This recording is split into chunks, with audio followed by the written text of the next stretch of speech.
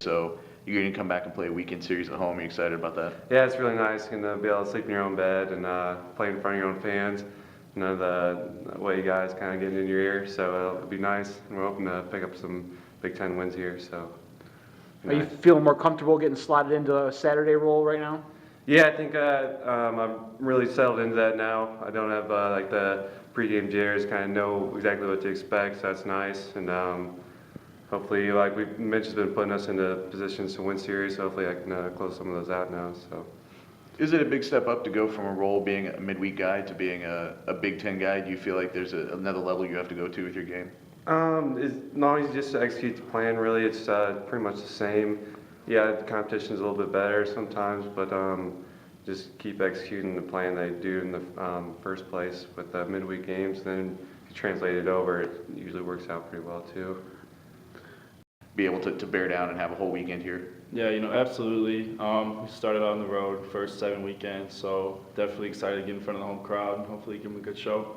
And just, I know last week was another example of some closer losses, and that's sort of something that's been there all season. Is this still a team that thinks has some positivity even though the losses have been there just because you've been in so many close games? Yeah, we look at our schedule with the second toughest schedule in the country, competing with those teams. Just small things have, gotten away. Just big innings all year. We kind of just need guys to step up later in the games. Me and Gavin have been doing a good job getting deep into the games, and bullpen needs to step up a little more. Guys are doing good jobs, and we just need someone to step up on Sunday too to give us a chance on Sunday. How much has it helped you guys that Gavin has stepped up and taken that number 2 spot? Huge. He had a chance to be a weekend guy going into the winter, and he didn't pitch that well in the winter, and then he kind of just stepped up huge, and he shut down LSU, Rice. He's doing a great job for us. What's the biggest difference you've seen in him from last season? Last season, he's a competitor. He doesn't have overpowering stuff, obviously, 83, 85, but he throws 3 pitches for a strike, and that's all you really need to do at the college level. And he's keeping guys off balance, and he's doing a really good job. A lot of people have saluted you for being able to throw all 3 pitches for strikes. I'm guessing that's kind of served you well throughout your career? Yeah, I've really had to do that. I've not had like an overpowering fastball, so I've been pitching to contact, and I've had to put all 3 pitches across the plate to get those ground outs, and I've had to have good defenses behind me, so kind of two-way street there with both the defense and the pitches. Did it take a while to be able to have control over your off-speed enough to trust them in maybe non-off-speed counts? Yeah, it's a lot of like muscle memory, because you can't be thinking about that the count makes it different. You really just got to trust it and throw with confidence, and that comes from doing it a lot muscle memory. So. Walked on 2 years ago.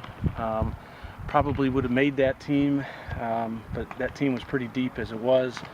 And we didn't feel like he was probably going to get as much opportunity just because of that. So using that year as a redshirt, I think definitely helped him. But he's a very mature kid and a hard worker. But he came in last year, even though he's not a hard thrower, and established himself as kind of a guy you could count on, throw strikes, minimize the free bases, earned himself that midweek starter position. And he really did much better than his 1-1 record. He had a couple of no decisions where he got us deep into the games and did some really good things. And this year we probably would have even liked to have kept him in that midweek role. But he's, his velocity's jumped a little bit. He's, again, a guy that has shown that he can get deep into the ball game and minimize the free bases. And so he's earned himself a weekend starter spot. He's really pitched well, even against some of the better teams in the country. We had LSU down going into 7th inning, the game that he pitched. So very capable, very trustworthy, and a guy that you definitely pull for. Only probably climbed maybe 2 to 3 miles per hour, but it's a big difference because he is able to, I think, use his fastball and get it by guys because his off speed is so good and it's in the zone that they have to respect that. And then he's kind of sneaky fast with his fastball now. It gives him, I think, just that little bit extra. Where last year, guys probably could still, look off speed and adjust to his fastball. It's hard to really look off speed and respect off speed and adjust fastball when guys got enough velo. You mentioned before his engineering pursuits, and I'm wondering how much intelligence does there some crossover there? Does that help him when he's up on the mound? I think so. I think it's, I think he's got a high baseball IQ, I think, which helps him read hitters and understand the game and understand situations and pitch counts. And, he's just very mature. He's going to handle adversity well.